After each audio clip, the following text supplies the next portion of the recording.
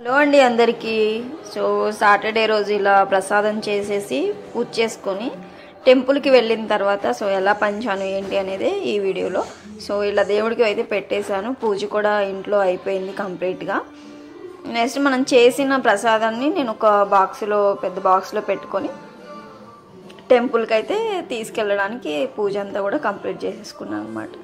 చాలా చాలా బాగా అనిపించింది. అందరికీ అలా పెట్టడం కూడా త్వరగా అయిపోయిందనమాట. చివరికి ఎక్కువ మంది అయిపోయే టైంకి ఇంకా ఎక్కువ మంది కూడా వచ్చేసారనమాట తీసుకోవడానికి. సో ఇలా అయితే పూజ అయిపోయింది. నెక్స్ట్ ఇంకా టెంపుల్లో దర్శనం అంతా అయిపోయిన తర్వాత వెంకటేశ్వర స్వామి దర్శనం, ఇంకా ఆంజనేయ స్వామిది, శివుడిది అంతటా అయిపోయిన తర్వాత ఇలా అందరికైతే నుంచొని ఇక్కడ అయితే పెడుతూ ఉన్నాను. సో ఎలా అంటే చాలా హ్యాపీగా అనిపించింది. ఒక పెద్దవాడైతే అడిగి మరీ పెట్టించుకుందనమాట. సో ఇంకా ఇక్కడ వేరే స్వామి వాళ్ళు ఇంకా భగవద్గీత ఇవన్నీ కూడా అమ్ముతూ ఉన్నారు. ఫొటోస్, ఇంకా బుక్స్, ఎక్కువ భగవద్గీతకి రిలేటెడ్ బుక్స్ అయితే చాలా చాలా ఉన్నాయి. కావాలంటే మనము ఎప్పుడంటే వాళ్ళు కొన్ని సాటర్డేస్ ఎంచుకుంటారంట ఇలా పెట్టడం కోసం, ఇక్కడ బుక్స్ అయి పెట్టడం కోసం.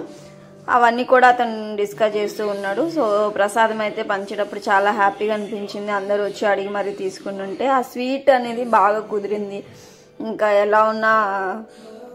ఎలా ఉంటుందో అనుకున్నా, బట్ బాగా కుదిరింది. చివరికి పెట్టే అయిపోతుంది అనగా ఇంకా ఎక్కువ మంది వచ్చేసారనమాట. సో బుక్స్ అయితే వాళ్ళ దగ్గర ఉన్న బుక్స్ ఇవ్వండి, డిఫరెంట్గా చాలా రకాల బుక్స్ ఉన్నాయి వాళ్ళ దగ్గర. రామాయణం బుక్స్ ఇవన్నీ కూడా ఉన్నాయి అన్నమాట.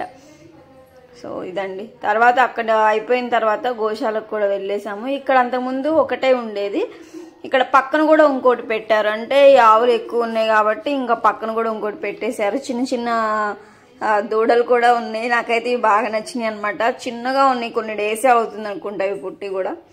వీటన్నిటికీ కొంచెం ఫుడ్ అయితే పెట్టేసి ఇంక ఇక్కడ నుంచి రిటర్న్ అయిపోయాం. అలా జరిగింది. సో